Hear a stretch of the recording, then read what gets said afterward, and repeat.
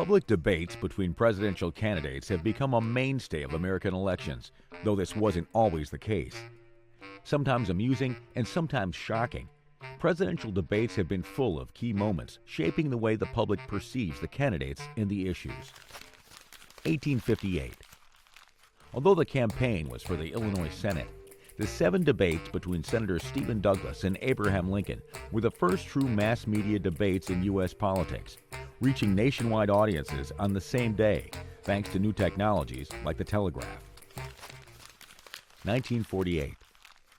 The radio debate between New York Governor Thomas Dewey and former Minnesota Governor Harold Stassen during the Republican primary was the first audio-recorded presidential debate. The topic was whether the Communist Party should be outlawed. 1960. In the first televised presidential debate, looks mattered. Vice President Richard Nixon, the election favorite who was nursing a knee injury, refused to wear stage makeup before the debate and sweated under the studio lights. On camera, he looked pale and ill, with a 5 o'clock shadow.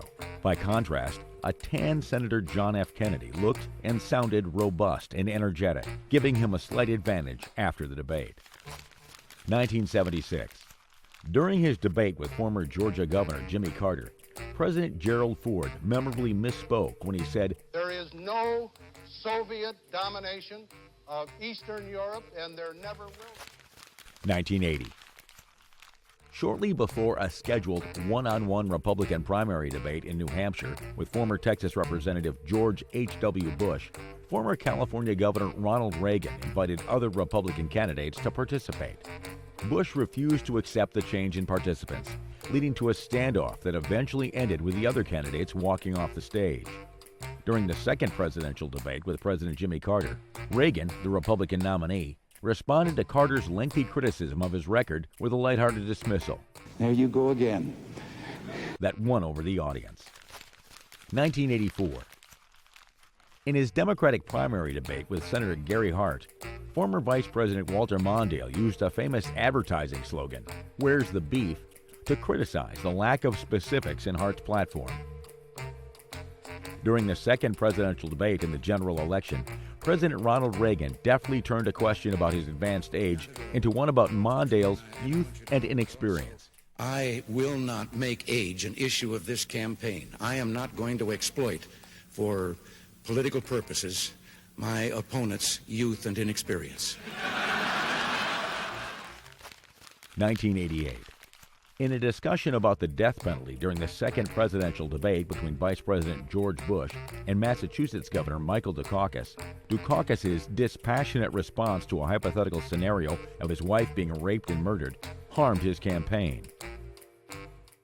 "Governor, if Kitty Dukakis were raped and murdered, would you favor an irrevocable death penalty for the killer?"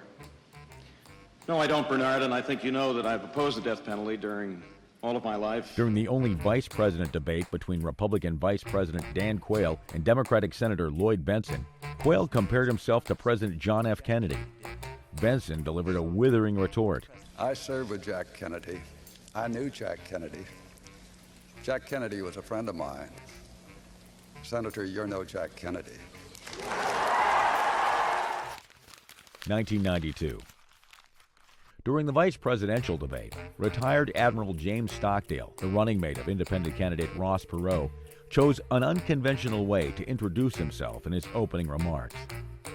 During the presidential debate, Perot coined a memorable phrase when warning of the consequences if the North American Free Trade Agreement, or NAFTA, was signed. Meanwhile, George H.W. Bush alienated voters by conspicuously checking his watch. 2000. As Republican Texas Governor George W. Bush was speaking during the third presidential debate, Vice President Al Gore strode toward him, but Bush disarmed him with a quick nod. 2008. When Republican Senator John McCain criticized Democratic Senator Barack Obama during the first presidential debate for reckless foreign policy comments, Obama reminded McCain of his own past statements. 2012. During the Republican primary, Texas Governor Rick Perry began to list the 3 federal agencies he would eliminate as president, but forgot the third one. After former Massachusetts Governor Mitt Romney complained during the final presidential debate that the United States has fewer ships in the Navy than it did in 1916, President Barack Obama retorted, You mentioned the Navy, for example, and that we have fewer ships than we did in 1916.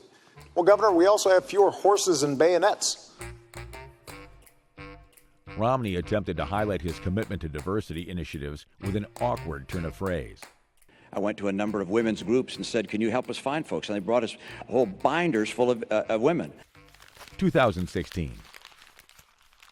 During the Republican primary, businessman Donald Trump assured viewers that neither his hands nor something else were small. He referred to my hands. If they're small, something else must be small. I guarantee you there's no problem. I guarantee it. During the general election, when Secretary of State Hillary Clinton accused Trump of being a puppet of Russia, he retorted, "No, you're the puppet." Well, that's because he'd rather have a puppet as president of the United States. No puppet. And it's pretty clear. You're the puppet. In another town hall-style debate, Trump appeared to menacingly pace around Clinton and loom over her as she spoke, which she later admitted made her skin crawl. 2020. In a packed Democratic primary aired on the NBC network, Elizabeth Warren may have sunk Michael Bloomberg's campaign with an attack on his past sexist comments and a comparison to Donald Trump. I'd like to talk about who we're running against. A billionaire who calls women fat broads and horse-faced lesbians. And no, I'm not talking about Donald Trump. I'm talking about Mayor Bloomberg. During a chaotic debate in the general election, Donald Trump pressed Joe Biden on whether he would pack the Supreme Court by increasing the number of justices. Biden responded to Trump's repeated interruptions with, "Will you shut up, man?"